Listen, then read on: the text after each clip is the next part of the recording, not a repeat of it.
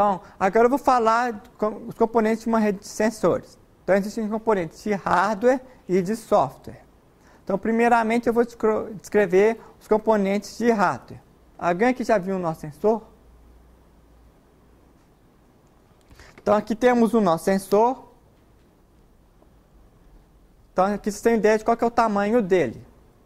E está aqui com as duas pilhas funcionando na bateria. Então, eu vou passar para vocês o nosso sensor. Vocês podem ver então qual que é o tamanho dele. Então, a ideia é que você tem vários deles e um comunica com o outro para fazer a transmissão de dados dos nossos sensores. Então, primeiramente, agora eu vou descrever os comportamentos do hardware. Então, o hardware basicamente tem 6 componentes. Ele vai ter um invólucro e vai ter uma unidade de energia com a bateria para funcionar. Sem energia nada funciona, certo? Então, ele vai ter também, aqui, Multi é o nome desse nosso sensor, e ele tem então uma unidade de processamento, que tem uma memória interna e um conversor analógico digital. Também vai ter um conjunto de sensores, a parte de comunicação e uma parte para conectar também com um computador. Eu vou escrever cada um desses componentes agora. Então, o processador, o que ele faz? Ele processa dados. Então, ele é formado por um microcontrolador e também tem uma memória interna e também tem um ADC, que é um conversor de analógico para digital. O conversor analógico digital lê um dado do sensor analógico e converte isso para digital. Converte então para um número, para medir a grandeza dele. Com essa grandeza, então, o microcontrolador pode processar esses dados. Também tem a parte de comunicação, que é o seguinte: na comunicação ele pode utilizar um rádio, então para transmitir o dado que ele mediu com o sensor, ele transmite esse dado utilizando rede sem fio. E também pode ter uma parte para depuração, que ele comunica, por exemplo, com um computador, utilizando, por exemplo, a porta USB. Ele também tem um conjunto de sensores para medir uma grandeza física. Então, esses 4 componentes formam o que a gente chama do nosso sensor. E também, depois disso, ele tem uma bateria para poder funcionar. Então, essa é a parte de hardware do nosso sensor. Então, aqui está a foto do nosso sensor, que vocês estão vendo aí, modelo real. E eu vou descrever, então, esse nosso sensor é chamado de T-Mode ou Telos. Então, aqui na figura, que vocês estão vendo na sua mão, essa aqui, então, é o processador dele, está aqui. Esse é um microcontrolador feito pela Texas Instruments, que é da família MSP430F1611. Então, esse microcontrolador consome pouca energia, como eu falei para vocês, quando ele dorme, ele consome só 3 microamperes. Então, ele foi feito para consumir pouca energia quando estiver no estado dormindo. E aqui também tem, então, ele precisa de um oscilador, que é um clock de 32 kHz. Também temos a parte de comunicação, que é feita utilizando um rádio. O rádio aqui é da família CC2420 e ele tem também uma antena que está aqui, que está embutida no próprio circuito integrado. E também vemos os capacitores para fazer o rádio funcionar. Ele também tem uma memória extra para poder, dado que coletou os dados, armazenar esses dados numa memória para poder depois reutilizá-los. Então, aqui está um componente de uma memória flash para poder armazenar os dados coletados. Porque, como eu disse, ele tem pouca memória, não é igual a um PC. E também tem um conjunto de sensores. Esse hardware em específico tem os seguintes sensores. Ele tem um sensor de luminosidade para detectar a quantidade de luz. Tem um outro sensor para medir a quantidade de radiação, que é como? Ele mede a quantidade de luz infravermelho. Isso mede radiação. E um outro sensor que ele tem é para temperatura e umidade.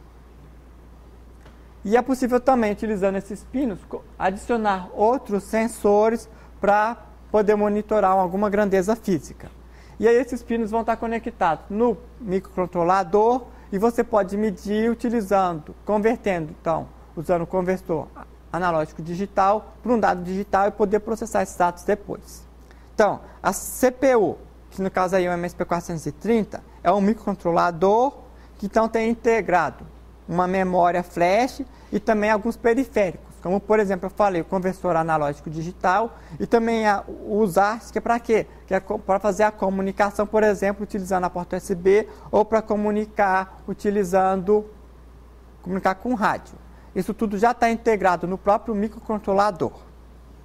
Ele foi feito então para consumir pouca energia e ele tem vários estágios. Ele pode ficar dormindo completamente e pode também deixar algumas partes ligadas ou desligadas. Ele, por exemplo, deixar a parte do conversor analógico digital ligado ou desligado ou não. Ele pode entrar no estágio que só um timer fica ligado e ele fica dormindo um tempo e depois que o timer gerar uma interrupção, ele acorda de novo.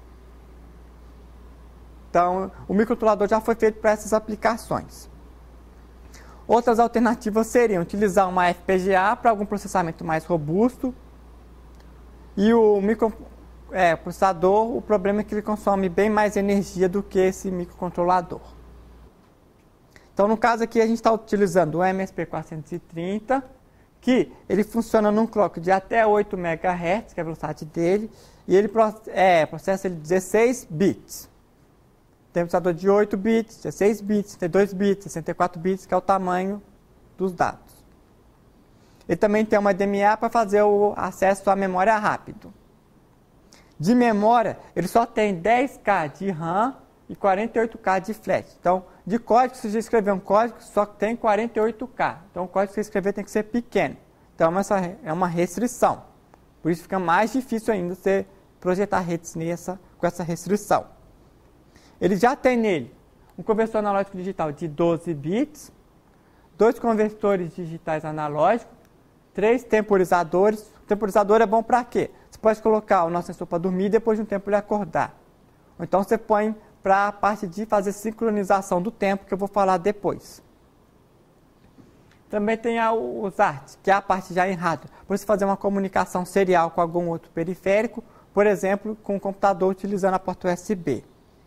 E tem integrado nele também o hardware, que é I2C, que é para fazer a parte, às vezes, comunicação com o sensor, que alguns sensores usam esse padrão de comunicação. Ele opera, então, com a tensão entre 1.8 e 3.6 volts.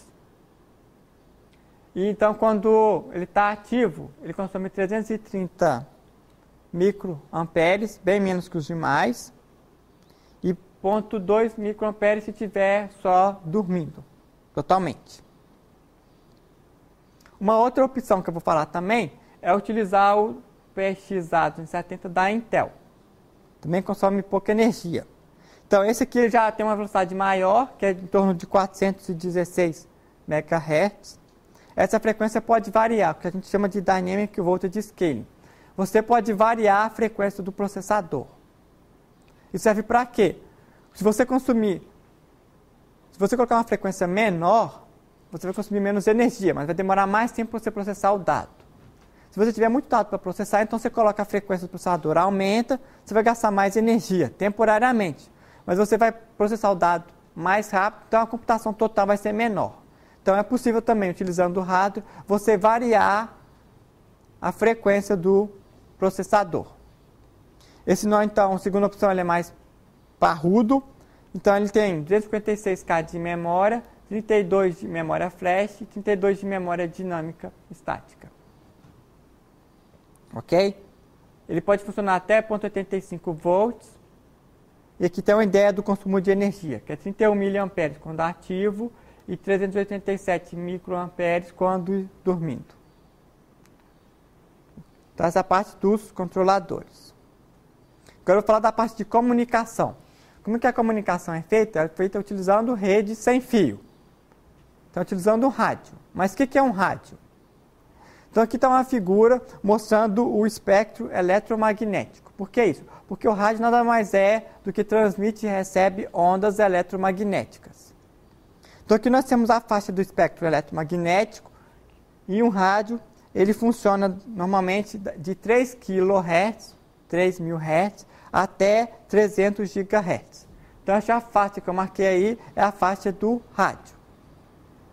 Percebam que então nós temos rádios de muita curta frequência e também a gente chama de microwaves. O nosso sensor ele utiliza 800 MHz por aqui e 2.4 GHz. Esse micro-ondas também é interessante por quê? Porque o micro-ondas que funciona na sua casa também é uma onda eletromagnética e causa interferência nos rádios de 2.4 GHz. Qual que é a ideia? Você transmite uma onda eletromagnética e ele entra em ressonância com a molécula da água. Com isso a água aquece. Então, eles descobriram então que o micro-ondas aquece a água com esses estudos. E continuando o espectro, então depois nós temos infravermelho, que nós não conseguimos ver, mas a abelha vê. Depois nós temos a luz visível, que a gente vê as cores. E depois nós temos o ultravioleta, raio-x. E finalmente radiação gama emitida pelas estrelas. Então o rádio está na frequência de 3 kHz a 300 GHz.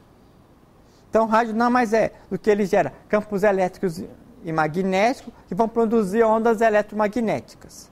E aí então você transmite essas ondas eletromagnéticas através de uma frequência. E aí você pode ter várias frequências. Depois você codifica essas frequências, você vai ter uma modulação e transmite informação utilizando essa modulação. Então nesse caso aqui nós temos uma comunicação sem fio que está utilizando qual banda? É uma banda que foi especificada exatamente para aplicações industriais, científicas e militares, na faixa de 800 MHz, 900 e 2.4 GHz. Essa banda é gratuita, qualquer um pode usar.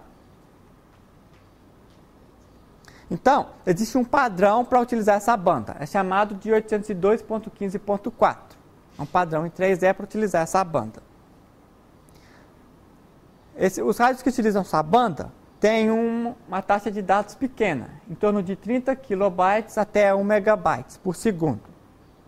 E também consomem pouca energia. Como eu falei, consome até 100 mAh no modo de transmissão e de 2 a 20 mAh no modo para receber. A comunicação depende de outro fator, depende de quão forte eu transmito. Por exemplo, você pode entender qual que é a altura da minha tom de voz. Então, isso é medido usando o logaritmo, então é em dBm, que nada mais é do que o logaritmo de miliwatts.